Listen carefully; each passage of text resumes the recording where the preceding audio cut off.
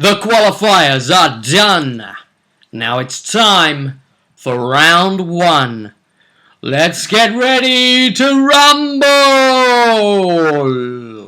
Hit it.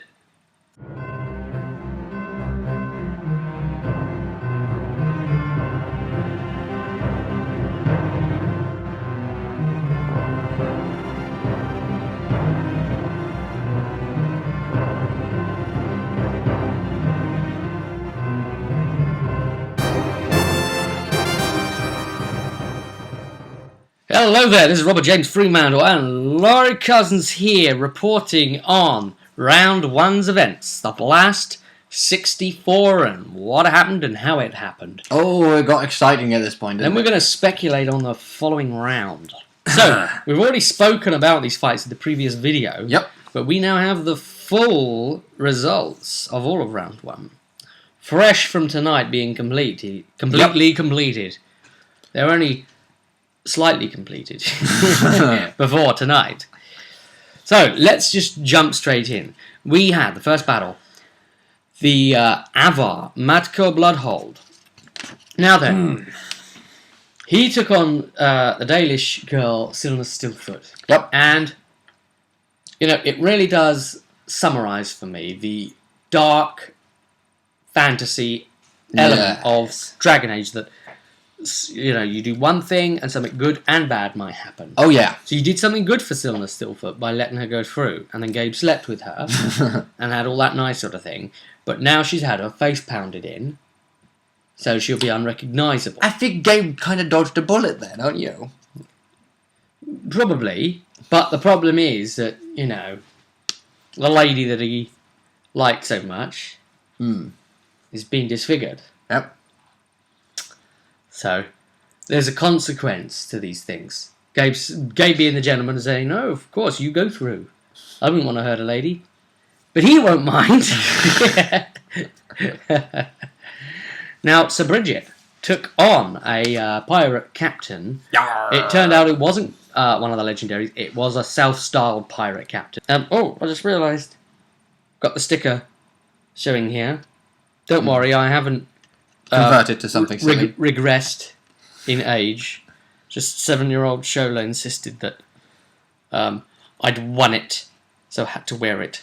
So Badge of honour of some variety for something. That's how it is with kids. You know, you have to wear it if it's if they say you. so. If it's put on, you know. Yes. So Bridget got through anyway. So that's nice to see her going through into round 2. Yeah. She's a honourable knight. Oh, yes, indeed. Not being good for those dwarfs, has it? No, especially since we've got them drawing against each other as well. We've had them really going out. It's not going Orzamar's way, but then really Thaddeus isn't really going Orzamar's way, is it? Or dwarf kind generally. In any system ever, you'll always notice that the dwarves are in decline. They're the dying race, aren't they? Along with the elves. Well, because dirty humans are coming in with their populated city centres and pollution soon. Indeed. Anyway, the Kalsharok dwarf went out to player character Rogue Ray, Japanese for bow. And 0, I believe. What? At least I've heard it. The number 0? Yeah, the number. Number 0 in Japanese, actually, something's just woke up in my brain, to my knowledge, is Sero. I've heard Ray be used in the sense of describing, like yon, for like if you're saying like 14, for example, you'd be saying yon instead of 4 because they don't like, because it's too much like the word death at that point, isn't it? The she. We had a Black Heart went out to Dirty Mac, styled because of his name being him being a dirty, fighter, unhygienic person. Dirty fighter and pretty much unhygienic. All of that. And another dwarf went out to the Avar champion Scarret of None. Yeah, that's not too surprising. It's really, there's so many, so they're going to seem like they're going out, but really their hope is dwindling each round, isn't it? It's getting narrower. Yeah, considering that we have 2 of the Orzammar delegates up against each other at this point. Yes, we'll come to that. So, a eunuch with very high willpower. Too bad he wasn't up against the pirate. You're a eunuch, are you? Took on Agnes, or Redhold, which is Pete's character. She probably kicked his ass, didn't she? It wasn't a bad fight, actually. But as it wore on, those twin axes Really did the damage. really started hitting home. She can actually put out a good, decent bit of damage, especially as he wasn't heavily armoured. Although Agnes is only going to be ever at the armour she's got because she's not technically working for House Baranti to get supplied with the best armour that she can. Of course. But she's doing everything she can to try and get better armour, including possibly selling her body on the streets. Yeah. Which would be funny, actually, because if Amelia does some bodyguard duty at the brothels like she normally does, Yeah, she does try. it's like, why do you work there? I like to look after the girls. What about the boys? I let them look after me.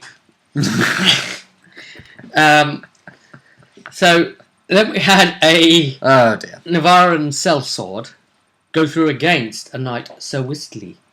So, he's not just any sellsword. He's not just any old sword. He took on a knight and won. Mm-hmm. Well, pushed the limit, at least. Yes. And his name's Sir Whistly. Yeah. So if he had an appropriate hole put in his body, he might well live up to his moniker. Yeah. Then we had the mysterious stranger taking on Amelia Soranus. Now, Laurie, who played Amelia, tell the good people your impressions of this fight. Roughly what happened, from your own accounts of it. My impressions of this fight, what roughly happened? Oh, I'll tell you what roughly happened. I knocked the guy's hood off and it turned out to be Squire, who proceeded to try and kill me. Back again. Yeah, he proceeded after being drowned the last time. Or as Craig points out, or another Squire. Yeah. Do we know? No, we don't. We're the players. We don't know exactly what's going on with this bastard. But yeah, let's put it this way. He's a rogue. He's got frickin' assassin training, so he's putting out all that extra damage from assassin power. Yes. Marked me, so that's +1 damage naturally. Yep. And he's got to be master because he's pulling off an extra d6 on his backstabs. Mm-hmm. So Amelia was ended up at some point taking a hell of a lot of damage, over 20. The funny thing is, though, Amelia pushed him and he failed a willpower test. Yeah. Well, Amelia was pouring out good damage. Yeah. But so was he. Yes. It just wasn't enough. It wasn't really enough. It was a head-on fight. Yeah. He didn't have her at a disadvantage. Nope. But it was an opportunity to be alone with one of them. He would have liked one of the softer ones. Definitely. But the draw randomly put him up against Amelia, Amelia. which was the worst possible one. Yeah. The tank. The one who's meant to be soaking up the damage. Who soaked up everything he had. Yeah. And With sword and board. Yeah, and he failed his test. Was called out. Yeah. But he But- kept fighting. Because he's not here to win the tournament. No, he's here to kill us. That's all he's here to do. So he kept coming, and Amelia was initially going defensive. Yeah. Because she wanted to appear to the judges. Oh, yeah, it's not me continuing this. Mm-hmm. It's like, okay, he's not quitting. Don't throw me to the crowd. Yeah. It's like, And okay. they could see he's still coming. Yeah. So she's then defending herself. Yeah. So they didn't knock Amelia out. No, they're like... and then in the end, Amelia didn't die. Let's just put it that way. It got close, but the damage that he was doing as it progressed just wasn't enough to finish her. Yes, he was getting more and more beat up. Yeah. Now, there was a particular time when Amelia managed to stick her sword all the way through his body. He's got a nice big hole in his chest now. And out the other side, and he actually grabbed the sword and held onto it to not let Amelia get away. And then he used his sword to make stabbing motions while holding hers in place. Yeah. And now she was like blocking with the shield. As best Clang, she could. clang, clang. Sparks coming off. All this stabbing thing. He's got this heated blade. Now, it doesn't cut through armour, this heated blade, but it does do a nice little bit of extra damage. Yeah, well, yes, it does. And we've managed to tell that much, at least, the players have. And, he smacked the shield back at Squire. But Squire tried outmaneuvering Amelia, fooling her. Bluffing and trying a bluff. And in this case, the bluff was to try and grab her, embrace her, and pull the sword through him and out through the back of him. Yeah. To toss it away as a disarm. Yeah. That was his plan. And, it would have very likely worked because the handle would have disappeared into him. Yeah. Along with your hand. Forcing Amelia to have to let go. Or her arm go right through the hole. Which is pretty bad news right there. And either way, he'd have you close at that point like a spider. Yep. And you don't want to let a spider run you that close. Fortunately, I happened to manage to... They wrap you up and then attack. Yeah, fortunately, I happened to manage to pass that bluff test. you saw it coming. I think you kicked off of him, didn't you? Yeah. Yanking the sword out. Yanked it. I think you turned it and yanked it out. Yeah, and kicked him for good measure. Kicked him away. And in the end, you really just did end up putting it in him and up him and up and through and yeah. Pretty bad. Oh dear. And he just kept getting up and coming still. Yeah. Bleeding out but not caring. We see that crown evident again. And there was a nice attack he did with his sword at Amelia's throat. Yeah. Nice little scratch mark. Right across, and it started glowing. Yeah. Kind of with heat, with pain. Yeah. So that was lovely. Which kind of matches his in a way. Yeah. Only his has got some sort of symbol. Oh yeah, but I guess enhanced Baranti medics will help patch that up a little. Oh yeah, they'll be healing you guys between rounds. Oh yeah. They want you to win. Of course they do. But just in case, I got Captain Braden here too. I get a feeling though if Carrack was to win, the whole thing, he would probably give the timer to the dwarves. Him being a tall dwarf and all. A tall doodad, as he calls it. Because that's what they call them. Ah, dear. In some game or another. Not this one. Squire was kicked backwards, sent flying with massive, massive lacerations, straight into the officials who were coming down ready to apprehend him anyway. Yeah. They caught him and took his ragged body off the field, to which point he was probably dead. Pretty much probably died in the tunnel. Surely we've seen the end of him now. After Amelia's well and truly... Oh, maybe this one! Put a sword... He fell before and was crushed under the ice. Maybe. But was there some sort of illusionary trick? He fell into the water. And drowned. Maybe. And there was a big explosion. Maybe. But here, we've seen him run through. Yeah. All the way through. And cut to ribbons. We've never seen that before. No. Surely he's gone. But as Craig put it, it could just be another one that shows up next, isn't it? If it's multiple different ones. The mystery of Squire continues. So Amelia got through in the end. And she's becoming a crowd favourite. Yes, by that fight they quite liked her because, she fought on and defended herself against someone who, deserved everything they got. Yeah. The bad guy. Amelia's become the good guy. Yeah. Reckon paladins. Mercenary went out to monk. Again, the monk just using fists. I'm going to punch people to submission. Yeah. Player character rogue submitted by the GM Healthy from the Dragon Age. Is this Reza? Forums. Reza, yeah. Reza beat one of the higher ranking pirates. Ooh. So, went through. It's nice to see the player characters still. I've got a feeling that most of the player characters will probably get really near the end. They've not been bad. Obviously, because they've had considerations behind their builds as well.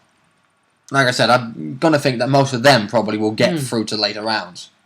And the funniest thing is, this is only round 1. Yeah. So we're losing like 32 of these combatants. We feel like there's a lot already happened. Yeah.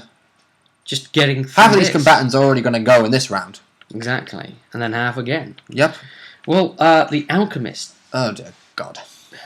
he must be taking some sort of potions in the tunnel Gotta be. beforehand. And that Gotta sort of thing. be, for buffing. He buffed himself up and took out that convict. Buff. I guess the convict was like, hey, have you got anything for these chains? Yeah, I got something, but I don't think I want to use it on you. Not on the chains, at least. Aldrin took on the little girl. Oh. He was found lying on the ground as the winner, victorious. He didn't remember what had happened, but that's not unusual for Aldrin. No one else remembered what happened either. No one else remembered. The judges didn't really fully know, but they knew they'd awarded the victory. And the audience couldn't remember the fight. What the heck happened to the little girl? What's she got? She's missing, and Aldrin's through. It's like, I don't remember what the fuck happened. I want to know. Yeah. So, yeah. Very strange. The Elven Slave versus Lord Forsard Malakot. Oh. Now, for Lord Forsard, he's a dick. He's a real dick. He impaled the slave. On his lance, which he's using on foot. What a dick.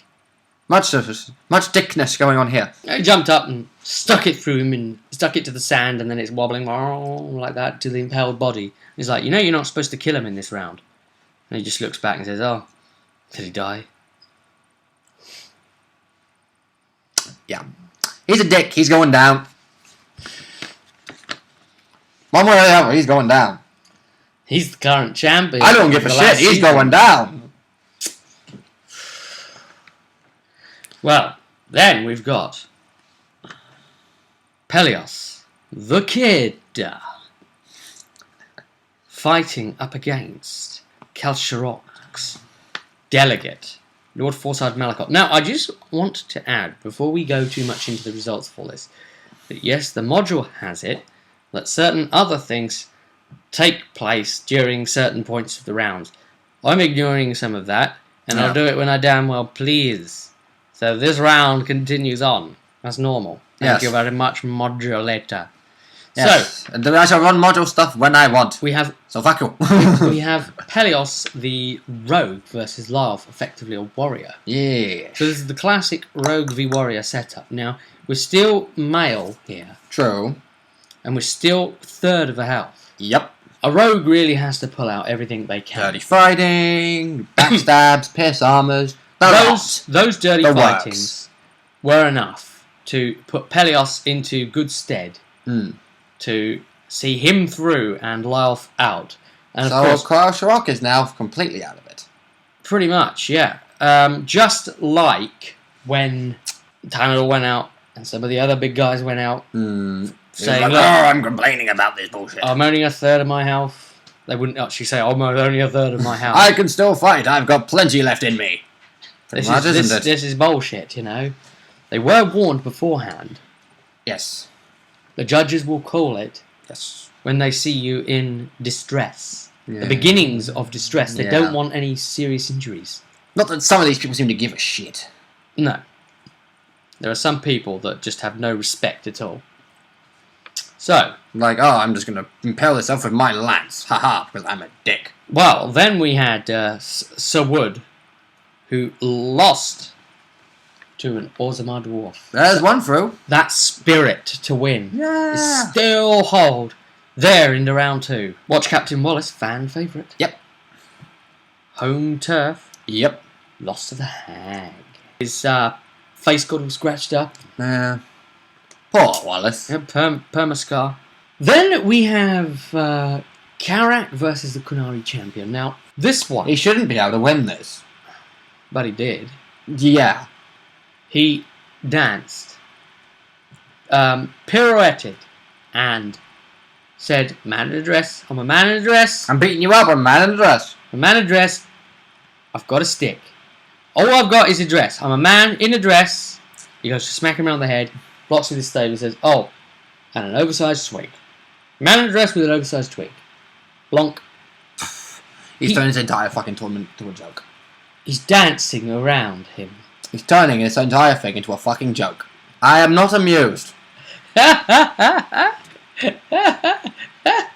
You have to have some silliness sometimes. But he's... This is a serious tournament. This is a serious fucking business. I know, but he's He's also cheating to help.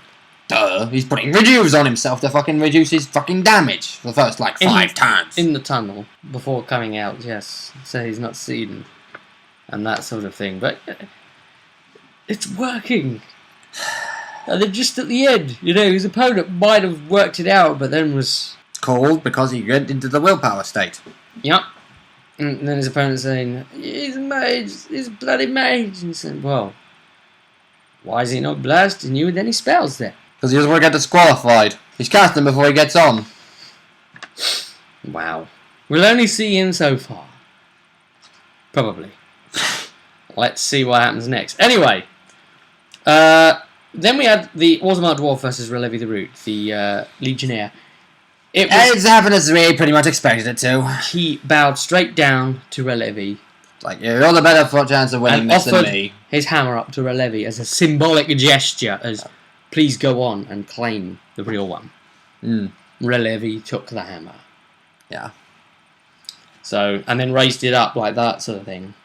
Don't think that was too impressive to the crowd, really. No. I really wanted to see a fight. We prayed to see a fight.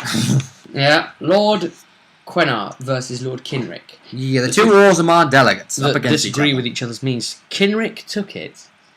It was a fairly close fight, but people didn't really know or care who they actually were. It was like, there's that dwarf and there's that dwarf. This dwarf is going to They're win both wearing that gleaming plate. There's two robot midgets fighting your trudvos. So just pressing the buttons. Then we had Dragon Lord Pentagast Kratan. Varshesh. Well, he beat a Blackheart. Yeah, I feel sorry for that Blackheart. As I said before, I really do feel sorry for that Blackheart. He's being picked by the family for a reason. Yeah, because he's very, very good at what he does. He's probably killed several dragons himself, maybe. He could probably have killed at least one because he's the Dragon Lord. This one, especially if he would actually run up against Tanadil, it was like, I'm a dragon slayer. You say you've killed a dragon? Well, almost. Now we like every time Tanadil mentions that I says something stupid like that, I'm like, is there any Pentagasts around for him to hear that? He's got lucky so far. We've had Tom Killian, another one of GM Alfie's players, a warrior. Yeah, up against? Fully armoured, fully kitted, going all out against the Black Bear. The Black Bear wasn't wearing any armour in this one. No. Yet still only took 10 damage. Yeah. Which he full healed. Oh, yeah. Afterwards. After completely wiping the floor with poor Tom. He probably literally he bloodied the sand with him. He was probably covered in sand when they dragged him out. Yeah. He's still alive, but... Got your ass handed to you. Sorry, Tom. Well, against the Tevinter champion here. With unnatural power. Now, all he had was his sword and shield. Which is a bastard sword. Yes.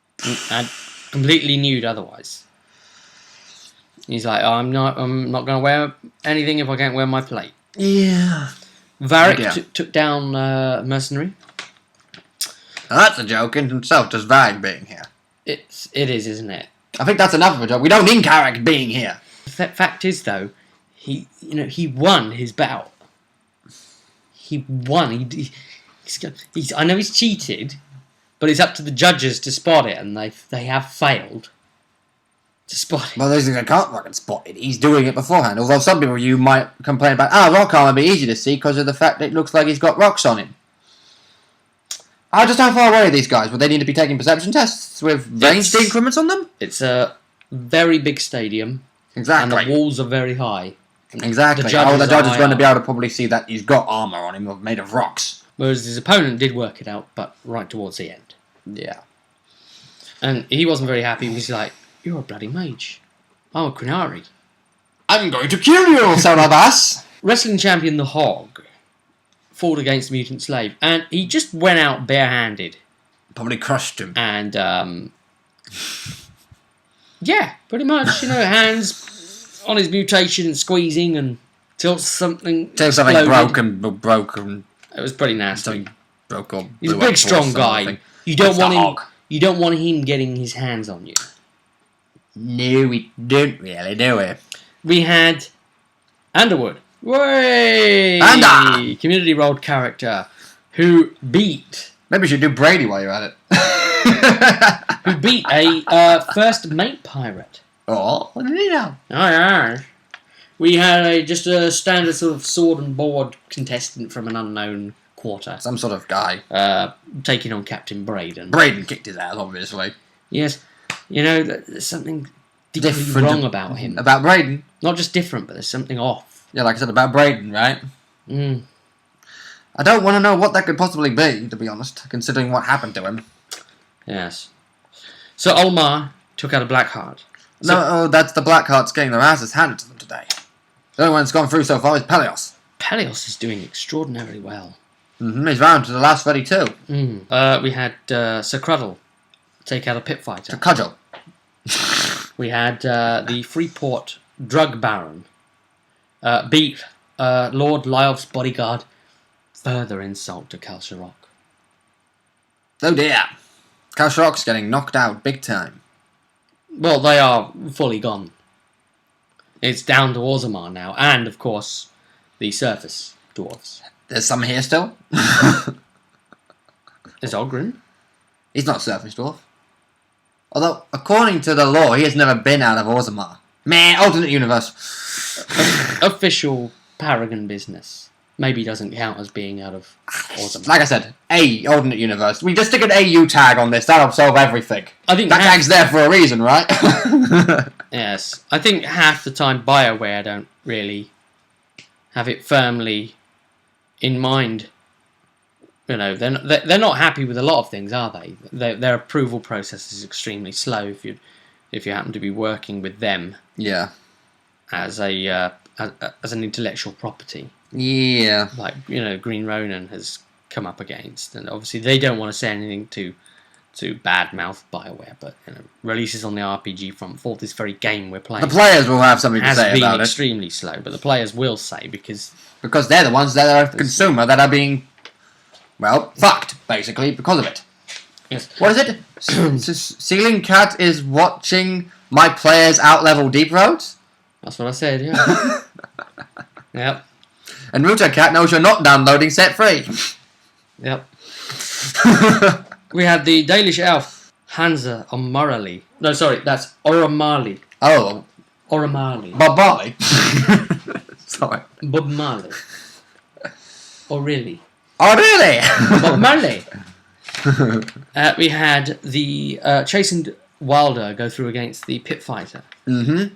We had Blitzel fight. Thane, 1R Emot, Tiger Hold. Oh, that was a fight. In itself. I mean, like about 55 years old. So he was past his best, but still pretty good. Blitzel didn't decimate him. No, but Blitzel won. Yeah. Fairly convincingly still. Mm-hmm. But he put up a good show. And, you know, he lost, and as Navarre, he's like, this whole 1/3 of health thing again. Aha, I still had plenty more in me. We have us fight to the death. The tiger's claws did not yet come out. Mm-hmm. And Blitzer was like, you want to have another fight, old man? You can bring it any time. Then another one of GM Alfie's warriors, Sigane, took on and beat an Orzammar dwarf. Again, you know. It's the Orzammar dwarves, it's the players that are winning this. I'm seeing a lot more players going through than actually any of the NPCs. Well, except for maybe some of the more powerful NPCs, but you get my point. Yes, well, they've had considered upgrades, haven't they? Mm. They've been built in very specific ways. Yeah. But it's very nice for them to have been going through. But how long will that last? Yes. When exactly half have to go out every round. Yeah. There's some real big names still left in that. And on that front, that concludes the results. So now we're going to forward speculate on the next round. Because then we have round 2. Drawn. Is the last 32 now. So this is going to get a lot more, well, quicker because as we get less rounds to have to worry about fighting people. Mm. So let's cover what the rules will be for this. It's still being fought to distress. But you can take anything, any weapons or armour. Yep. But not crossbows and bows in general. So now the plate wearers can indeed come out in their full Yep, plate. full plate. So that's 10 armor reduction. Yeah. Which so is the rogues are going to need even more pierce armors and backstab. To be fair, usage. that is quite a lot of armor reduction. Yeah, but they are slower. Yeah. Well, Because of it, that is like 5 off of their dex for speed. so let's take a look at these coming bouts. We'll have that Dragon Lord Pentagast, Kratan. He will be going up against the Alchemist. I mean, I don't know if there's potion, rhyme, or reason that can stop Dragon Lord, Kratan, probably not a from the Pentagast with Ooh. his mindset on victory. Yeah, I got a bad feeling about that one. Mm-hmm. Yes. We will have the Chastened Wilder. Mm-hmm. Those Chastened can be pretty vicious. Yep, definitely. And he will be facing community character Underwood. I think Anders got a chance. I'd say Anders definitely got a chance. Yeah, definitely. In terms to smack him upside the head in terms to sit your bitch ass down. Now it's you doing the impression.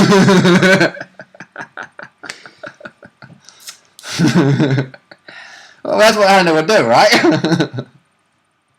Yep. I can just see Ander now starting one of his videos. Hi, I'm Ander Wood, and in this video, there's going to be some interesting title sequence at the beginning. Hit it.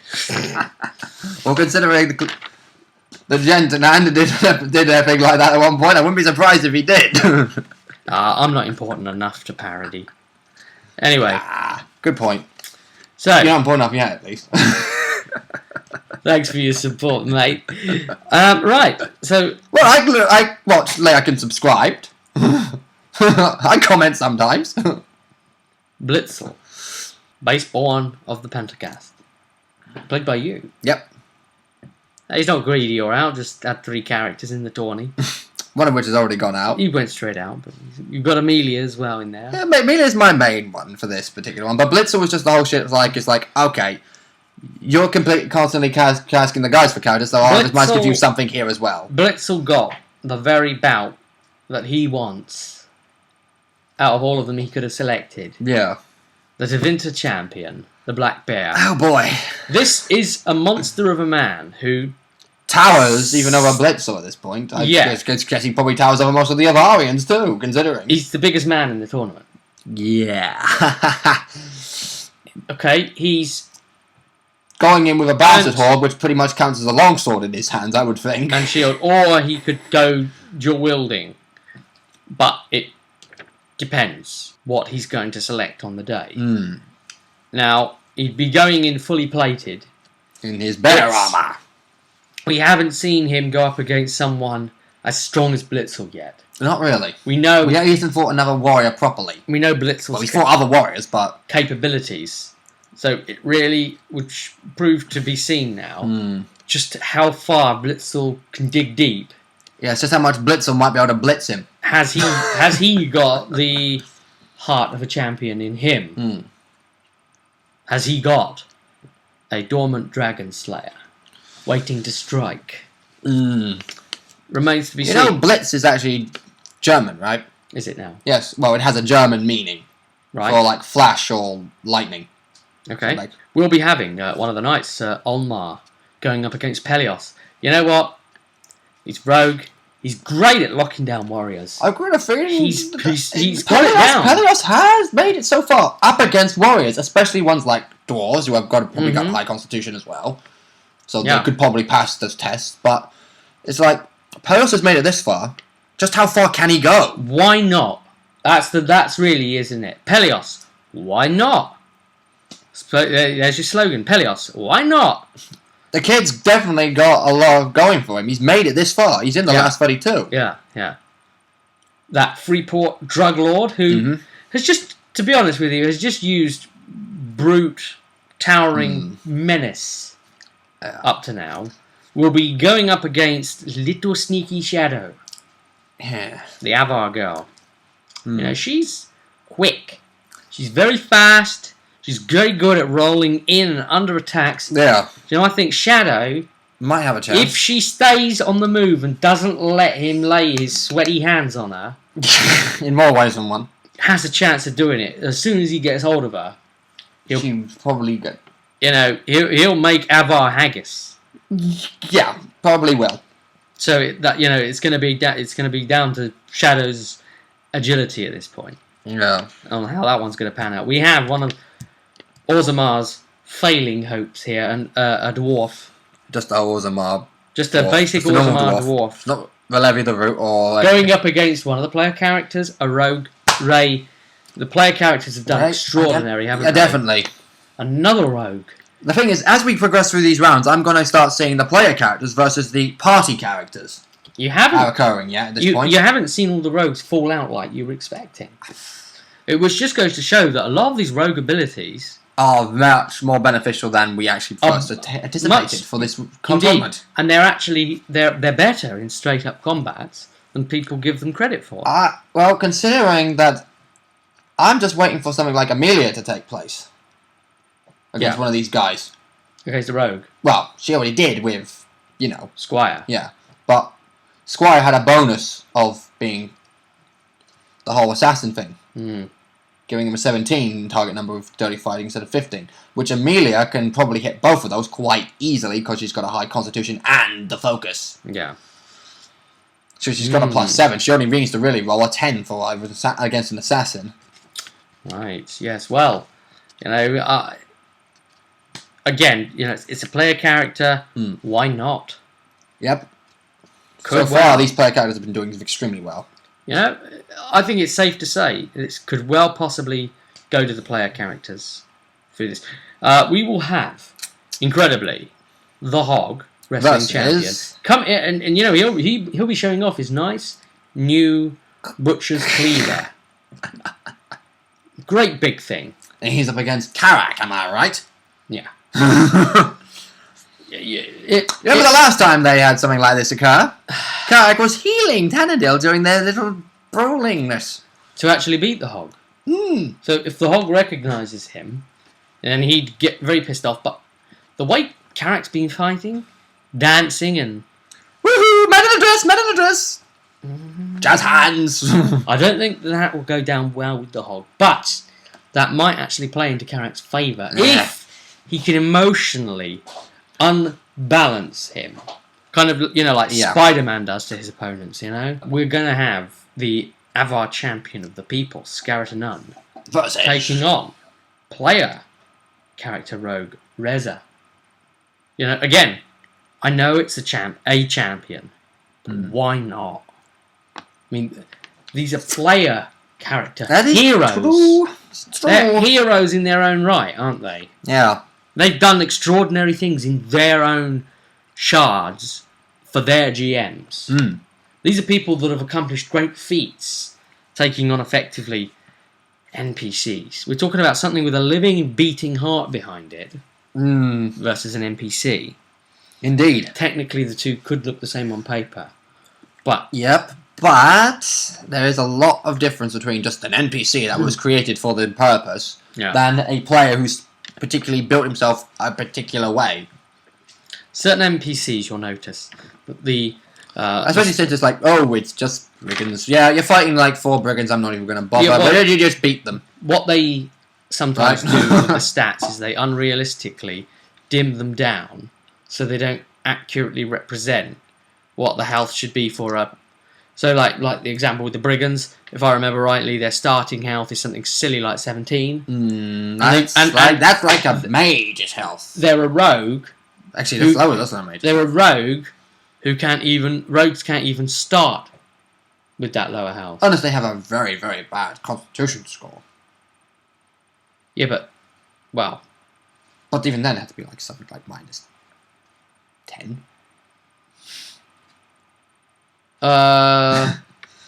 Yeah. Well, no. If they had the possible lowest, which would be -2. Like I'm saying, they'd have to have something stupid like -10 con. Yeah. But in that factor, they'd probably be dead. Yeah. But if they had like -2 con, if they had the -2 con, even if they roll a 6 on the dice, that's 4. They should have a minimum of 29 health starting.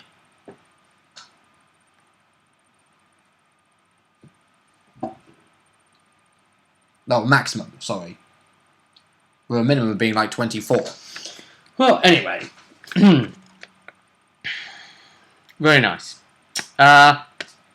We'll have Sir Cruddle, stoic, well-trained, up against, again, very well-trained, Captain Braden.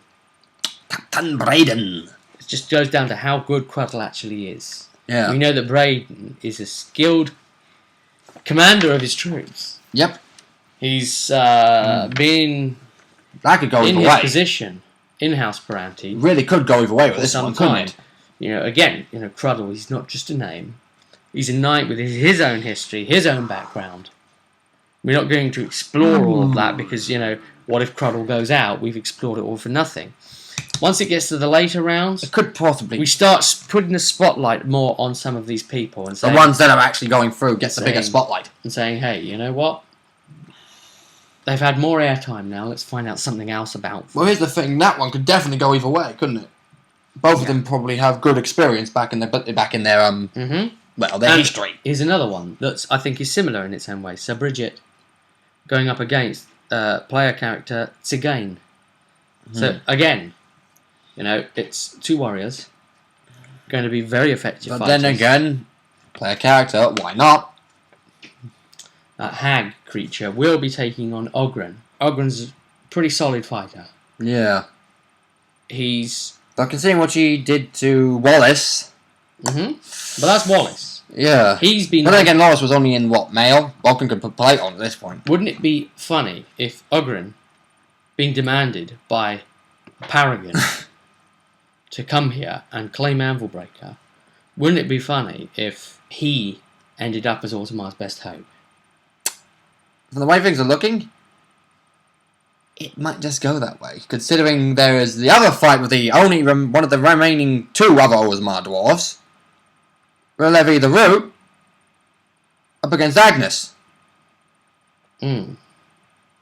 This will be the time for Agnes to really shine up against the Root. Because That is yet another fight that could go either way. The thing is that they are both so similar. They're both effectively berserkers, dual-wielding axes. Yeah. The weapons are the same, exactly.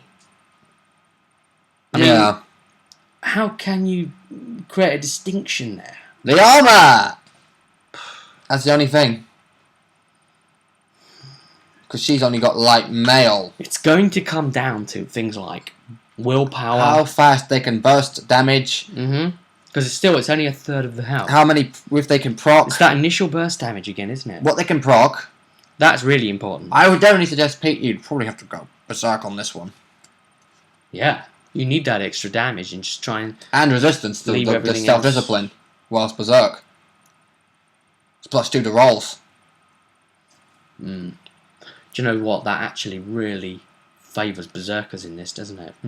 This is a berserker type tournament when you consider it. Especially when it goes on like this. It's just getting them to stop once the horn's blown. Yeah, hey, Gogren's a berserker. Yes, that he is. You learned that specialisation from him in the game. Yeah. Dirty Mac up against the Navaran Sellsword. We don't know enough about either of them. No. Let's just wait and see. The Monk versus Orzammar delegate Lord Kinrick. Lord Kinrick's got so much pressure on his shoulders. He has now, since the only one else here is Relevi the Root. And Ogren, of course. Yeah. But he's not an official. Yeah, he's not officially. But look the way things are looking, he might be their best hope. We'll have to see how that one goes. What is this monk really capable of with no weaponry? A lot of powerful fist damage, that's for Yes, certain. We seemingly. know that much. Seemingly. Matka Bloodhold taking on Lord Forsad Malakot. The Dick. Now, Matka is a fighter who enjoys bloodletting. He's a chevalier! No, I'm on about the... Oh yeah, the Bloodhold guy. Whereas Lord Forsard just enjoys lording it over weaker opposition and just putting it through them. Let's put it this way.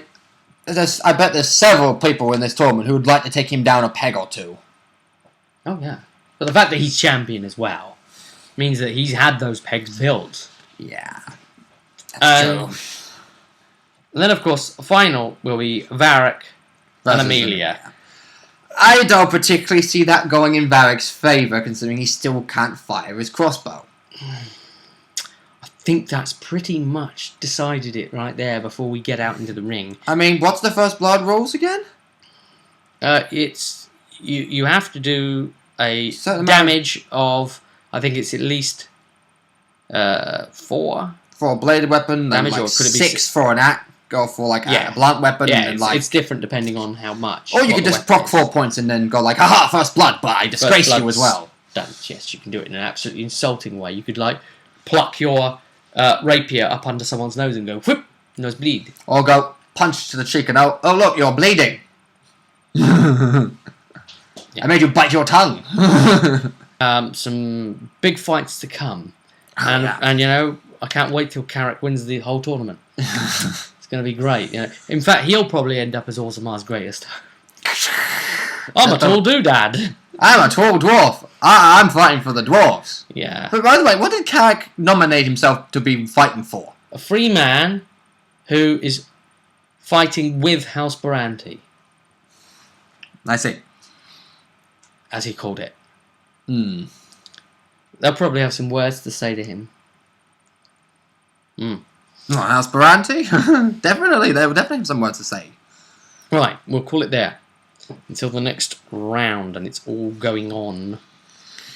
It's going on as we speak. Well, maybe not literally, but... I'll see you there. At the table.